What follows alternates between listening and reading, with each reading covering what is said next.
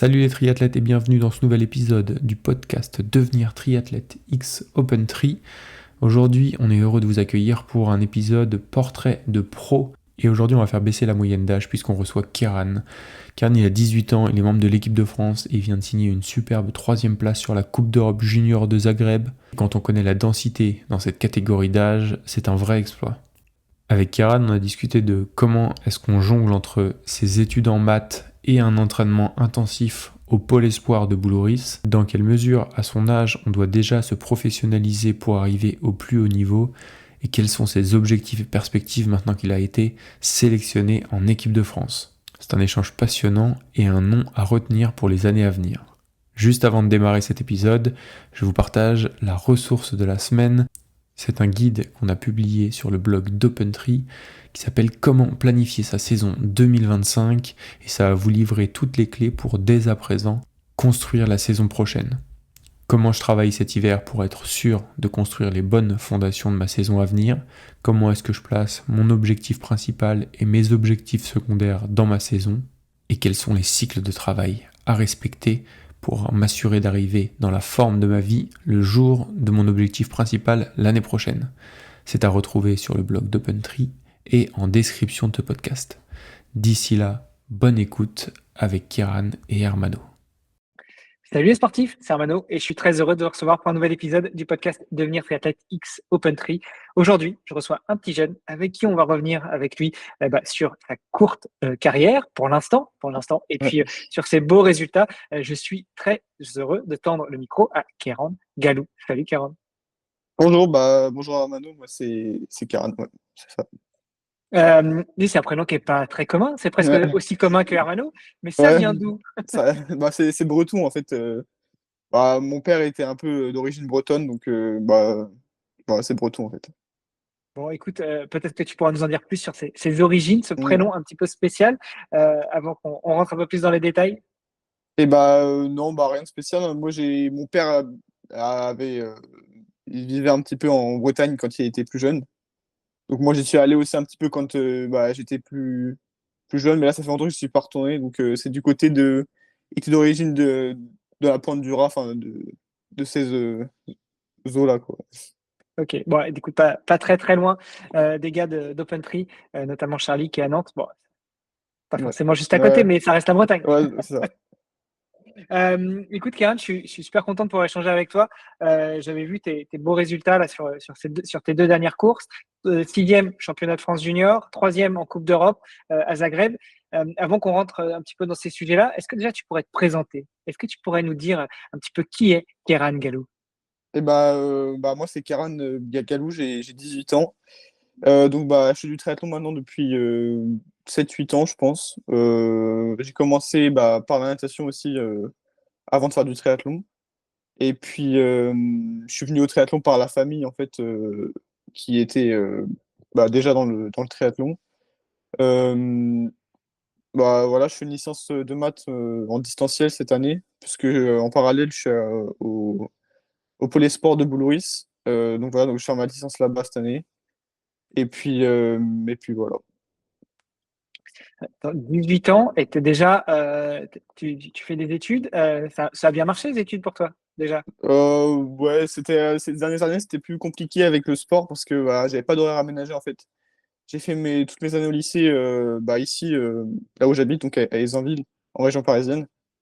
Et j'avais pas d'horaire aménagé du tout en fait, donc c'est vrai que là en terminale, c'était un peu compliqué entre jongler entre les entraînements et les cours et les devoirs à la maison et tout. J'avais pas beaucoup de temps. Donc c'est vrai qu'en terminale, c'était plus compliqué que au collège ou que seconde, première, mais ça l'a fait, ouais. J'ai eu mon bac. Bon, et là, tu es parti sur des études de combien de temps, à moins que tu prolonges pour des questions de sport de haut niveau, mais sinon, le parcours classique? Là, une licence, du coup, c'est 3 ans si je découpe pas mon année, parce que je peux la découper, en fait, je peux décider de diviser mon année en deux, en fait, pour alléger un peu le travail qu'il y a à faire. Mais là, cette année, je suis parti sur une année entière, donc faire mon année normale, en fait. Donc là, si je veux faire valider ma licence en faisant que des années complètes, ce serait 3 ans, et après un master.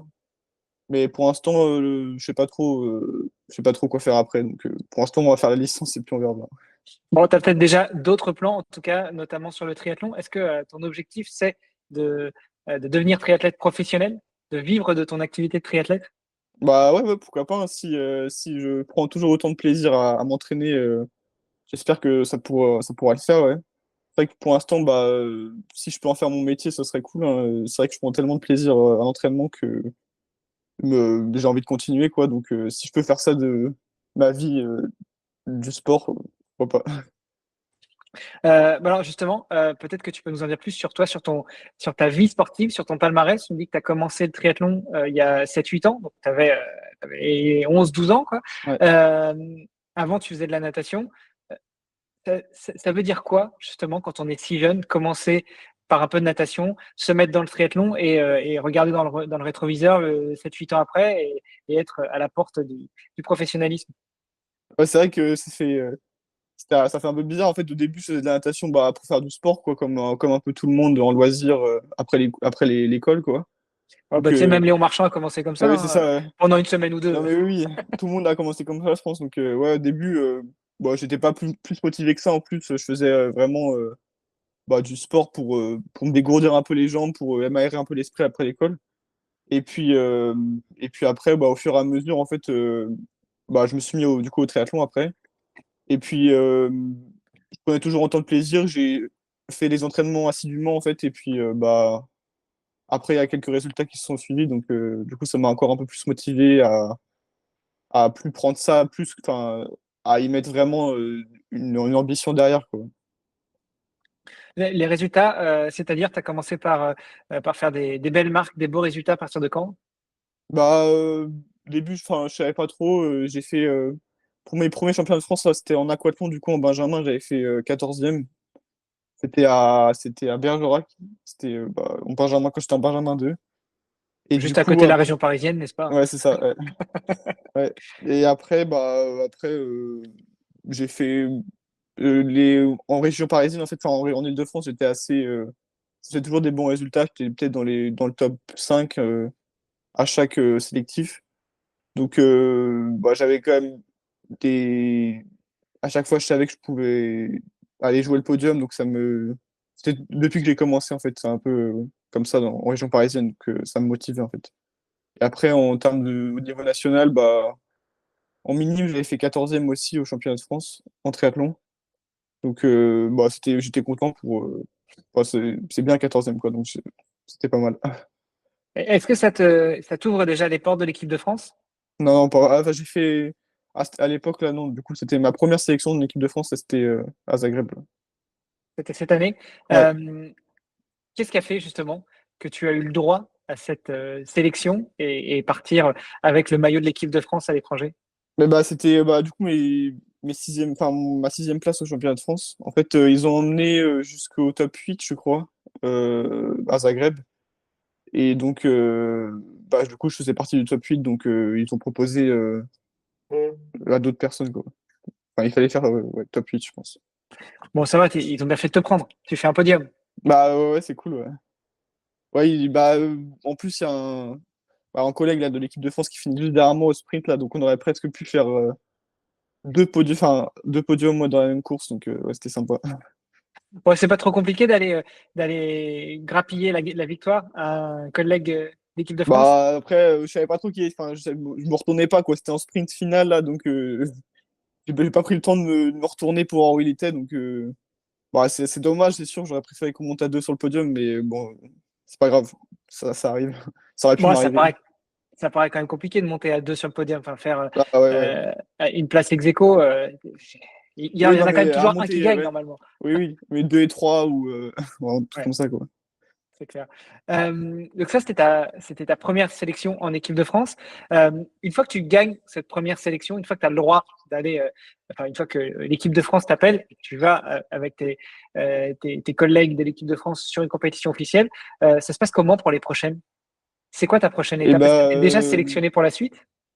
ouais, en fait, là, c'était une Coupe d'Europe, en fait, donc il y avait pas spécialement il y a pas vraiment de suite, en fait. C'est par exemple si on fait les championnats d'Europe où là, il peut y avoir une suite avec les championnats du monde. Mais là, c'était une coupe d'Europe, en fait. Donc là, bah, j'accède juste à des critères, en fait, pour être sur les listes ministérielles après. Donc, Ok. voilà, c'est tout. Après, en fait, c'est la Fédé qui choisit un peu qui ils veulent emmener, quoi. C'est tout. Ça me donne pas vraiment de suite. Bon, là, tu as déjà des idées des prochaines échéances, des prochaines grosses échéances, ou pour l'instant, c'est la Non, partie hivernale de la saison. Donc, j'ai fait ma dernière course hier, justement. J'ai fait le triathlon M de Cassis, là. Donc, c'était ma dernière course de la saison. Normalement, là, je vais faire une petite coupure. Et puis, après, il n'y a pas vraiment de courses. Enfin, c'est des courses plutôt de la saison des crosses. On va faire peut-être que quelques interclubs avec le club de natation. Enfin, quelques compètes de natte. Et puis, sinon, après, bah non, ça va s'enchaîner l'année prochaine, du coup, en mars, quoi. et comment tu fixes ton planning d'entraînement, de compétition? Tu disais que tu as rejoint le pôle de Boulouris, donc tu as l'entraîneur ou les entraîneurs du pôle qui te prennent en charge. C'est toi Ouais. qui dis que tu veux, enfin, là où tu veux aller? Non, c'est les entraîneurs qui nous font tout, en fait. On leur fait part un peu de nos ressentis, si on est fatigué ou pas. C'est eux qui adaptent en fonction de ça, mais c'est eux qui nous font nos séances. Ouais. On a toujours notre programme une semaine avant, en fait. Donc, on a le programme de la semaine qui arrive, par exemple, le dimanche soir. Donc, on voit toutes nos séances, tous les trucs qu'on doit faire pour la semaine. Et puis après, on fait, quoi. Et même en termes de compétition, tu le sais une semaine à l'avance? Non, Non, ça se non. discute un peu avant Non, quand oui, même. oui, non, les compétitions, on en discute avant. Après, on sait qu'il y a quand même des résultats, enfin, des échéances qu'on peut pas louper. Par exemple, le championnat de France, duathlon, triathlon ou aquathlon. Il y a aussi les tests à Cannes, là, pour faire les tests d'équipe de France à Cannes, on est censé aller. Mais sinon, ouais, c'est juste les grosses échéances qu'on doit pas louper. Après, le reste, en gros, ils nous préviennent peut-être un mois à l'avance, que ça dépend de la course. Ok. Euh, Comment on intègre le pôle de Boulouris? Et il faut faire pas mal de démarches, déjà administratives avec des papiers, des bulletins scolaires, bah, plein de papiers comme ça bah, qui nous, qui nous, qu'on doit donner. Et puis après, il faut faire. Moi, j'ai dû faire un stage IATE là, avec dedans une sorte de. Comment on appelle ça d'entretien en fait avec les dirigeants du CREPS, quelques personnes de la fédération. Et puis, ils nous posent des questions en fait sur notre projet, enfin, si on compte aller plus loin, si on est vraiment motivé, des trucs comme ça. Et puis après, c'est eux qui décident en fait en fonction de nos résultats d'avant. S'ils pensent ça peut être utile qu'on aille au pôle, et c'est eux qui décident en fait. Et ça veut dire quoi justement, être au pôle? Parce que là, on comprend que tu Euh, habites en région parisienne. ouais, Euh, en fait, c'est au Crêpes de Boulouris. Donc en fait, on est logé là-bas en internat. Et puis, on a accès à la piscine, à une piste, en beau décor pour faire du vélo, parce que c'est quand même pas mal à Saint-Raphaël faire du c'est vélo. sympa. Ouais. Et puis ouais, c'est faire partie du groupe quoi. Donc on est entraîné par notre coach à tous au groupe. Et puis c'est faire partie d'un groupe quoi. Ça, c'est les entraînements groupés En fait, on fait tout où le temps tu en peux. groupe, hein. Ok, Enfin, ouais. On est souvent là, on est un groupe post-bac là, on est 4-5 à faire être post-bac, donc on s'entraîne tout le temps ensemble. Après, il y a les lycéens, c'est un petit peu différent parce qu'ils ont cours tous les matins du coup. Donc les lycéens, on les voit un petit peu moins, on s'entraîne un peu moins avec eux, mais sinon, ouais, en post-bac, on est 4-5 là à s'entraîner souvent ensemble. là, il y a enfin, à peu près, combien de personnes au pôle entre les lycéens, les post-bac, les doctorants, les aspirants coach ou En les aspirants? triathlète, en fait, il y a pas mal de sports, il y a d'autres sports aussi. Donc au pôle, on est en sportif, on doit être peut-être allez, 150, je dirais. Ok, Il y a des externes et des internes aussi. Donc à l'internat, on doit être ouais, peut-être un peu moins, 120, je dirais, 110. Et en triathlète, on est 13 sportifs, plus 4 ou 5 encadrants, je sais pas trop. Donc ça fait un petit groupe quand même, 13, c'est pas mal. ouais, c'est pas mal. Effectivement, Ouais, vous devez bien vous amuser. ouais, c'est Euh, c'est cool. et du coup, les perspectives en étant au pôle. Donc là, tu l'as dit, vous êtes en internat, vous êtes chouchouté, vous êtes pris en Ouais, charge par des pas mal. entraîneurs et par d'autres staffs. Justement, au moment où on se parle, je suis à deux doigts de diffuser l'interview de Valentin Morlec, qui est passé par le pôle Ouais. jusqu'à l'année dernière. Quelles sont les perspectives? Enfin, combien de temps tu peux rester?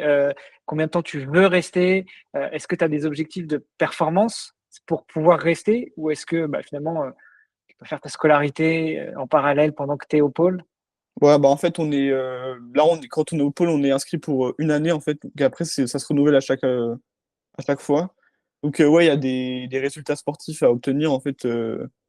Bon, après, ça dépend de notre année. Si on a fait une année parce qu'on a été blessé, ils vont pas, enfin, ils prennent en compte quand même les facteurs, les autres facteurs. Mais ouais, il y a certains objectifs, enfin, certains résultats à aller chercher. Il faut quand même faire ses preuves, quoi, si on n'est pas blessé ni rien. Et puis, non, enfin, être à l'internat, c'est quand même, je pense, il n'y a pas vraiment d'âge limite, mais je pense qu'on ne peut pas rester toute notre vie là-bas. Et, euh, et sinon, ouais, bah, on signe chaque année, en fait, en début d'année, enfin, au milieu d'année, ils décident pour l'année prochaine. Ok. Tu mets déjà les pieds dans le grand bain, en fait, du sport professionnel, du sport de très haut niveau. Déjà à Mm. Boulogris pour les triathlètes, et puis en étant justement encadré, chouchouté comme ça, la marche d'après, finalement, ça peut être que l'INSEP, si Bah, tu veux rester ouais, dans un environnement, dans un ouais, encadrement. c'est vrai que c'est dur de faire mieux, là, parce qu'on est quand même, bah, souvent, on croise Léo Bergère, Emma Lombardi et Léonie Perriot qui s'entraînent bah, dans le coin aussi, donc on les voit souvent. Donc c'est vrai qu'on se dit que bah, on est vraiment à l'endroit où s'entraînent les champions, quoi. Donc c'est vrai que c'est vraiment sympa. Je pense qu'on peut pas faire, enfin en tout cas moi, de ce que je vois cette année, là, on peut pas faire beaucoup mieux. On a vraiment les kinés, on nous fait à manger, on n'a vraiment rien à faire juste on fait du sport, donc c'est cool. La vie rêvée des Ouais, sportifs. c'est vraiment sympa. Revenons un petit peu sur toi et sur ton histoire justement. Donc tu as commencé le sport assez jeune, le triathlon vers 11-12 ans. Comment tu progresses jusqu'au haut niveau? Depuis 11 ans, tu l'as dit, tu fais des courses de temps en temps, mais OK, on fait tous des courses de temps en temps, pour autant, on finit pas au Crêpes de Boulogris? Ouais, bah en Heu, fait, ouais. Moi je suis dans un petit club en fait de base, on est une soixantaine d'adhérents, je pense, à l'année. Donc en fait, bah, c'était vraiment. Il y a pas grand monde dans mon club en fait, mais enfin, j'ai su progresser avec mon coach. En fait, il a réussi à adapter beaucoup de séances par rapport au niveau que j'avais en fait.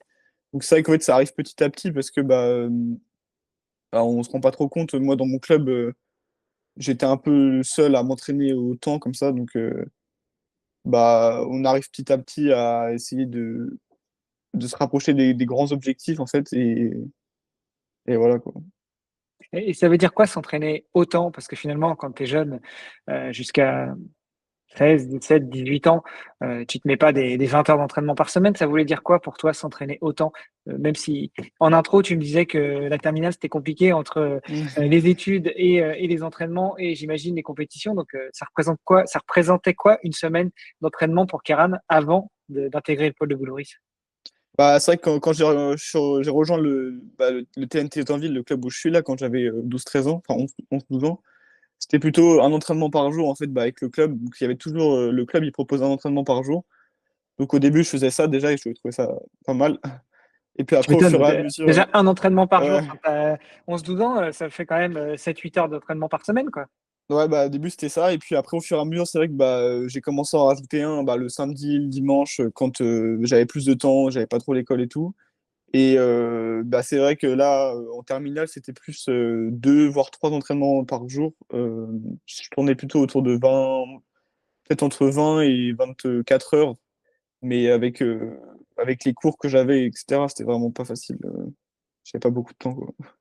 Bon, tu as quand même réussi à aller au bout et puis à avoir ton bac, donc ça veut dire Ouais, que c'est ça. finalement ça passait. Ouais, Hem, mais je crois qu'il était temps que ça s'arrête. Je commençais à en avoir marre aussi de est-ce que devoir tu jongler dirais comme que ça. est-ce que tu dirais que le sport t'a apporté un certain équilibre, dans les études et inversement, les études t'ont apporté un équilibre, la sérénité pour pouvoir pratiquer ton sport? Bah, c'est vrai que je pense que j'en ai besoin enfin, j'ai besoin quand même de l'école pour penser un peu à autre chose quand même, parce que si on fait que du sport, au bout d'un moment, peut-être que, surtout s'il y a une petite blessure ou un truc comme ça qui arrive, ça peut vite faire mal au moral. Mais c'est vrai que là, en terminale, je trouvais que l'équilibre était un peu plus, penché un peu plus du côté du sport que l'école. En fait, je prenais un peu plus de temps pour le sport que pour l'école. Mais c'est vrai que ça fait quand même, on est quand même obligé de passer par l'école, le fait de travailler, de faire marcher son cerveau, quoi. Sinon, je pense qu'on devient fou, faire que du sport. Bon, ça doit être sympa les séances de révision allongées sur le prolongateur Ouais, en c'est pleine ça. Bah, séance ou sur le home des trainer, fois, il non? fallait, ouais. Des fois, il fallait faire ça. Bon, l'avantage, c'est que maintenant, tu peux réviser les cours avec une petite chaîne YouTube en plein milieu en plein Ouais, c'est milieu ça. Non, d'une mais séance ouais. de home trainer. Ouais.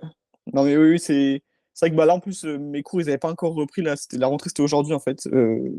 Les cours en distanciel commençaient qu'aujourd'hui. Donc, pour l'instant, c'est vrai qu'on était un peu en vacances encore. Ça fait un mois qu'on est rentré au pôle et puis ça fait un mois qu'on fait pas grand-chose. Donc, on a quand même réussi. Bah, en fait, il fait Achille Besson qui est au pôle aussi avec moi. On fait la même licence, donc on arrive quand même à travailler ensemble. Et puis là, on s'était un peu remis dedans avant quand même pour pas trop lutter quand il fallait vraiment reprendre. Bon, petit disclaimer, on enregistre le 15 octobre, donc ça va, les Ouais, vacances donc ouais, c'est étaient ça, sympas, exact. étaient un peu prolongées. Ouais, avec 4 mois de Bon, vacances. bon, en même temps, le 15 septembre, tu étais sur la Coupe d'Europe junior, donc forcément, tu n'aurais pas pu être à la rentrée un peu plus tôt. Non, ouais. Euh, Comment t'organises enfin, comment t'organisais tes entraînements, notamment l'année dernière? Tu nous as dit que tu faisais parfois 20 heures d'entraînement par semaine. C'était l'entraîneur de ton club qui te prenait en charge? Tu te prenais un peu en charge tout seul? Comment t'organisais ça? Non, bah, la natation, c'était globalement mon coach qui me faisait parce que bah, j'allais aux entraînements du club. Souvent, quand j'en rajoutais une ou deux dans la semaine, bah, c'est là que c'est moi qui me faisais mes entraînements, mais c'était pas la majorité des séances. En vélo, enfin, je faisais pas spécialement de séances. Quand j'en faisais, c'était sur le home trainer. Donc, c'était bah, avec Zwift, là. Donc, c'était les entraînements que proposait Zwift. Donc, je me cassais pas la tête. Je faisais ce que me proposait le home trainer. Et puis, en course à pied, non, c'était moi qui faisais pas mal. Sauf, on avait une séance bah, de VMA sur la piste par semaine avec le club. Donc là, pareil, je me laissais guider. Mais le reste, c'était moi qui me faisais mes entraînements. Donc, bah, les entraînements en course à pied, je me suis j'ai essayé de m'enseigner un peu sur Internet, comment est-ce qu'on, comment il fallait structurer ces entraînements. Donc, bah, je me référais un peu à ça et puis j'ai essayé de me faire des semaines qui étaient un peu structurées avec bah, un footing, des sorties longues, des fartleks un peu plus longs, un peu plus courts. Ouais, Bon, là, ça fait quoi, un mois que tu as repris en étant au Pôle Espoir ouais, c'est à ça. Voloris. Est-ce que tu vois déjà une évolution? Parce que apprendre beaucoup de choses en main toi-même, j'imagine qu'après, il y a quelque chose de plus ordonné, plus coordonné Ouais. entre le ou les différents coachs, ça fait plus de sens et donc ça te permet peut-être de progresser. Et déjà, au bout d'un mois, tu as dû t'en rendre compte, non? Ouais, bah déjà, ça me fait bizarre au début, parce qu'au début, j'étais quand même assez libre quand j'étais ici. En fait, je faisais vraiment ce que je voulais quand je voulais. Si je voulais aller faire du vélo, du VTT, bah, c'est moi qui décidais, en fait. Alors que maintenant, au pôle, je suis quand même un peu plus structuré, c'est un peu plus strict, quoi. Mais parce que c'est normal, il faut se lier au groupe. Mais c'est vrai que ça, ouais, je change. Bah, déjà, je fais pas les mêmes séances. Il y a des séances en course à pied que moi, j'ai pas du tout l'habitude de faire, que je faisais jamais, en fait, en temps normal. Donc c'est vrai que je vois quand même de la différence. Et puis surtout en natation, en fait, là je fais un peu de muscu aussi au pôle depuis que je suis rentré, alors qu'en fait ici j'en faisais jamais. Et c'est vrai que bah, en natation, je sens une différence, je sens que je commence à avoir un peu plus de force. Je fais quand même des plus grosses semaines en natation que quand j'étais ici. Donc, donc ouais, je sens une différence en natation surtout. Alors, redis-nous, tu as commencé à nager à quel âge? Bah, j'ai commencé en CP, mais pareil, au début, c'était tranquille. C'était vraiment le loisir. On nageait pas beaucoup. Je nageais 2 fois par semaine, je pense. Là, c'était en CP. Ouais, Donc, tu as commencé à 6 ans, tu en as 18, ouais, ça c'est fait ça. 12 ans que tu nages, et Ouais. là, tu encore l'impression de Ah progresser bah, en natation, je en pense un que mois, je quoi. pourrais toujours progresser, hein, parce que en natation, je pense que j'ai un train de retard sur beaucoup de personnes. Donc, je pense que je pourrais toujours progresser. C'est impressionnant, impressionnant. Et justement, qu'est-ce qui fait que tu progresses au-delà de la natation? Est-ce que tu dirais que c'est des séances plus structurées? Est-ce que c'est des séances plus organisées? Est-ce que c'est une organisation complètement différente du type de séance auquel tu peux être confronté? Ouais, bah en fait, ouais, c'est vrai qu'en natation, c'est quand même beaucoup plus structuré que ce que je faisais l'année dernière, parce que là, par exemple, on a bah, de la SV1, de la SV2, de la vitesse, et Alors, puis c'est SV1, réparti SV2, tout. tout ça, ce sont les Ouais, seuils ventilatoires, hein, voilà. ouais, exactement. Et puis c'est réparti tout au long de la semaine en fait, alors que avant c'était un peu, vu qu'on avait que 2, 3 séances par semaine, en fait c'était un peu dur de bien structurer toute la semaine, de balayer toutes les zones, etc.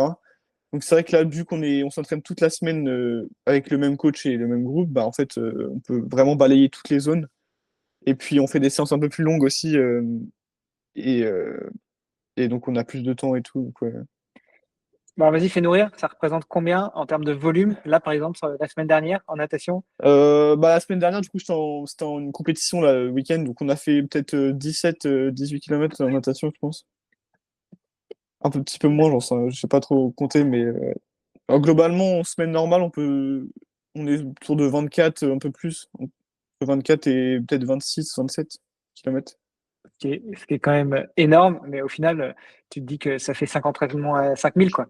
Et quand tu Bon, quand ouais, ouais. Ouais, on nage 6 fois par semaine, enfin 6, 7 fois par semaine, donc ouais, ouais, on nage pas souvent 5000, mais quand on nage, enfin, ça nous arrive de nager 5000. ouais, en fin de saison, Pour tu y seras, l'instant, quoi. ouais, c'est ça. Mais après, pour l'instant, c'est vrai que ça fait un mois qu'on est ici, donc pour l'instant, on n'a pas vraiment repris les entraînements, les vrais entraînements, j'ai l'impression, parce que on avait tous des objectifs un peu différents là en cette fin de saison, en fait, donc on a dû adapter en fonction des échéances de chacun, donc on n'a pas vraiment repris normalement les entraînements. C'est marrant, ça. Donc vous êtes un groupe de 13 triathlètes et vous n'avez pas forcément les mêmes objectifs? Ouais, bah non, déjà, il y en a trois là qui préparent les championnats du monde. Donc, ils avaient des séances à part, hein, parce que il fallait travailler d'autres zones. Par exemple, nous, on avait le M, justement, on était quatre à faire le M. Donc, on a essayé de faire des distances un peu plus longues, des fois en course à pied, ou par exemple, en natation, il fallait qu'on réduise un petit peu, alors que les autres, il fallait qu'ils continuent leur charge. Et puis après, tous les lycéens aussi, ils ont coupé en fait une semaine où nous, on était encore en entraînement normal. Donc voilà. C'est vrai que pour l'instant, chacun fait son petit bonhomme de chemin, mais on va se retrouver après là, quand les championnats du monde seront passés. Euh, et du coup, post-championnat du monde, c'est là que vous vous retrouvez tous un peu Ouais, ensemble et c'est puis ça. après, vous vous retrouvez en salle de réunion avec le coach principal qui vous donne les objectifs pour la saison à venir. Ouais, c'est ça. Normalement, après, on aura tous les mêmes objectifs, hein, à quelque chose près. S'il y en a qui veulent faire des courses un peu différentes que d'autres ne veulent pas faire. Mais normalement, ouais, après, on sera tous calés sur les mêmes objectifs. Moi, j'imagine que les objectifs, du coup, c'est les courses du Grand Prix de première division et puis championnat de France, championnat d'Europe et autres. Bah, en fait, ouais, les courses de la première division, là, les grands prix, c'est pas vraiment les objectifs principaux pour nous parce qu'en fait, nous, on est encore jeunes, enfin, on est en junior, donc là, le but, c'est d'aller au championnat du monde, quoi. Enfin, c'est l'objectif ultime, mais nous, en vrai, nos objectifs principaux, c'est plutôt les championnats de France et puis les tests à Cannes. Ok. Pour revenir sur la distance, je me souviens que il y a quelques années, j'avais fait un stage à Font-Romeu qu'on s'était organisé avec un copain et il y avait l'équipe junior de natation, l'équipe de France junior de natation. Les mecs, ils avaient fait 120 bornes sur la semaine. Ouais. Ah, au Crêpes, c'est aussi des nageurs, là, c'est vrai qu'ils nagent quand même pas mal. Ils nagent 2 fois par jour, toute la semaine, j'ai l'impression, donc. Ouais, Et c'est mondial. c'est encore un autre truc, ouais. Ouais, carrément. D'autres séances, du plus long, etc. Enfin bref, Ouais. complètement autre chose. Euh, Toi, comment tu vois la suite de ta carrière de triathlète, justement? Parce que là, tu viens d'intégrer le pôle de Boulouris. Tu nous dis que, bon, une fois que les championnats du monde seront passés, vous aurez tous à peu près les mêmes objectifs qui tourneront autour des championnats de France et puis des tests équipe de France à Cannes. Mais toi, à 5 ans, 10 ans, tu te vois où? Ouais, c'est difficile à dire, ouais. Pour l'instant, il me reste encore une année junior, là, donc je vise déjà la prochaine année. Enfin, on verra comment ça se passe. Après, les années espoirs, c'est un peu plus compliqué parce que du coup, on change de catégorie et la catégorie quand même est plus dure parce que je crois que c'est 4 ans. Donc on se C'est retrouve avec des prudence gens qui aussi, hein. sont. Ouais, c'est plus dense. On se retrouve avec des gens qui ont. Celui qui a 4 ans de plus, il a quand même pas mal d'expérience en plus. Donc je pense que les premières années espoirs sont compliquées. Donc on verra bien. Déjà là, je vais voir la deuxième année junior, comment elle se passe, et puis on verra. Dans 5 ou 10 ans, c'est difficile à dire. Je sais pas trop. Non, mais tu pourrais me dire, écoute, dans 4 ans, je rêve de JO. Ouais, ouais, c'est sûr que je pense qu'on est beaucoup à en rêver, mais Je préfère avoir des objectifs plutôt réalistes. Je pense que les JO dans 4 ans, c'est un peu trop gros pour moi. Donc, déjà, on va voir les championnats de France. Bon, nickel. Revenons un petit peu justement sur ces championnats de France auxquels tu as déjà participé en junior et puis Ouais. cette Coupe d'Europe à Zagreb.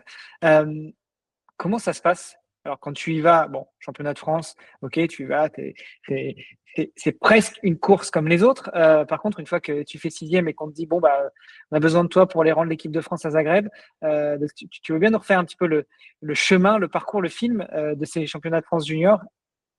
Ouais, bah en fait, ouais, les championnats de France, c'est quand même assez important. Bah, ceux qui font 1, 2 ou 3 ou 4 cette année, en fait, ils vont au championnat d'Europe après.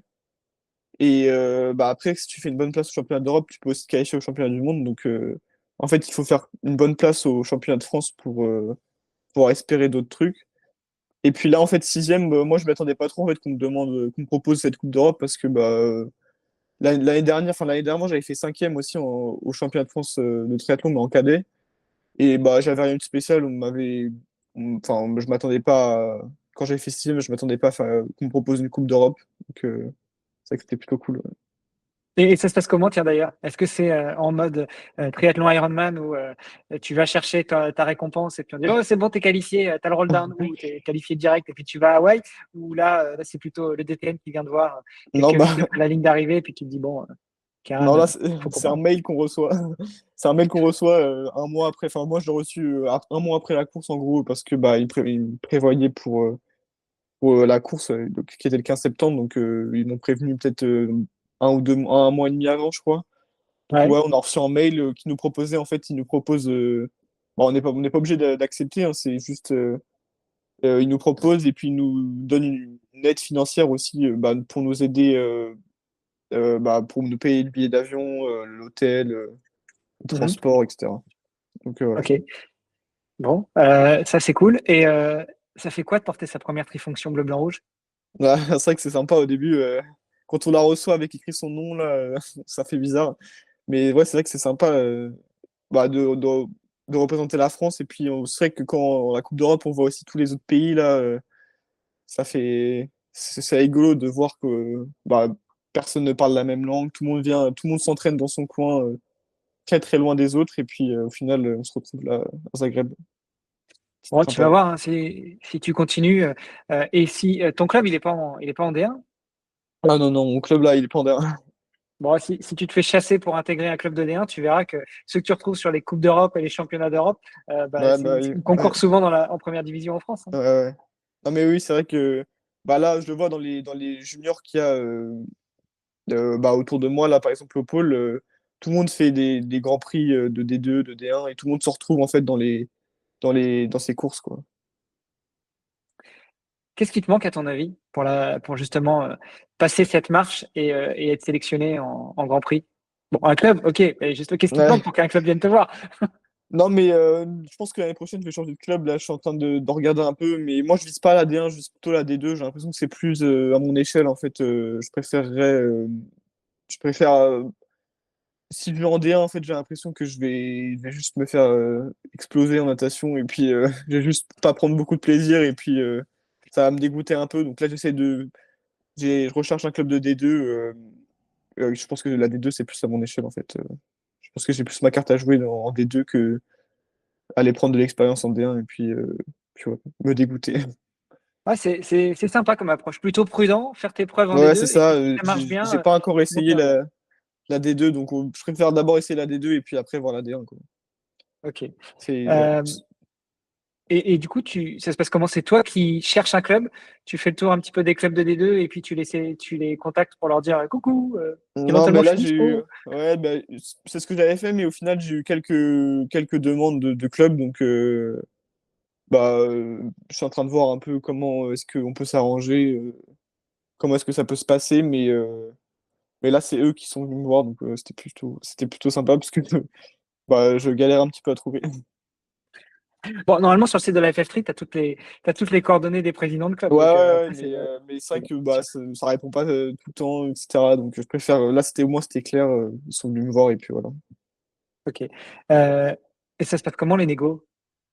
Bah, Qu'est-ce ouais, je qu'on demande pas négocie? Le grand-chose, nombre de hein. trifonctions, la Ouais, non, rémunération?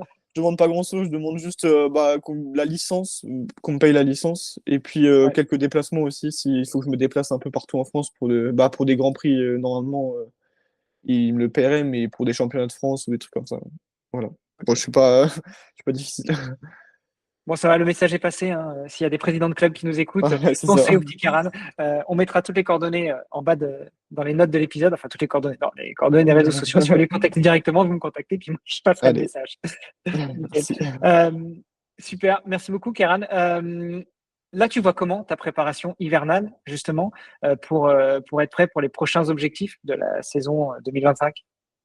Bah, j'espère qu'on va pouvoir mettre l'accent en natation. En fait, je pense que moi, j'ai de grosses lacunes en natation. En fait, il faudrait que je travaille vraiment en natation cet hiver pour pouvoir essayer d'aller jouer ma carte sur les championnats de France. En fait, donc j'espère qu'en natation, je vais voir une différence.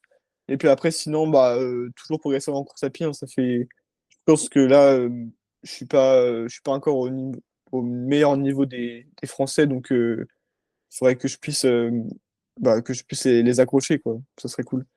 Bon, ça va, un petit 15 minutes sur 5000, c'est déjà pas Ouais, mal. mais il faut courir plus vite quand même. C'est pas mal, mais il faut courir plus vite. Ouais, maintenant, les 10 000, ça tourne en quoi? En 28, 29? Bon, presque. Ouais, on n'y est pas loin. Je pense que cet hiver, enfin, on verra, mais cet hiver, je pense que il y a des chronos qui vont être pas mal. J'ai vu que tu courais aussi un peu en Xterra. Ouais, j'en ai fait un. Ouais, ouais, mais j'étais pas assez technique en VTT. J'ai eu bien peur, en fait. Moi, je suis du VTT comme ça, quoi. Mais c'est vrai que là, je m'attendais pas. J'ai fait le Xterra de Xonrupt, à côté de Gérardmer, là. Et ils nous ont Xterra emmenés dans France, quoi. la. C'est Ouais, The c'est ça. Xterra en France. Ouais, c'est ça, exact. Ils nous ont emmenés là, dans la forêt. Moi, j'étais pas prêt.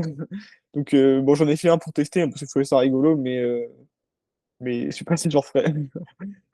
C'est un peu la conclusion du truc, c'est qu'il y a le triathlon et puis il y a le cross triathlon et en Ouais, c'est particulier autre les chose. Xterra, Ouais. c'est deux sports complètement différents. Ouais, ouais, quand je l'ai fait, il y a des mecs qui font vraiment du VTT en fait, qui m'ont doublé. J'ai vu carrément la différence entre moi qui étais toujours sur les freins et eux qui passaient à fond dans les racines, etc. Donc, je pense que c'est pas mon truc.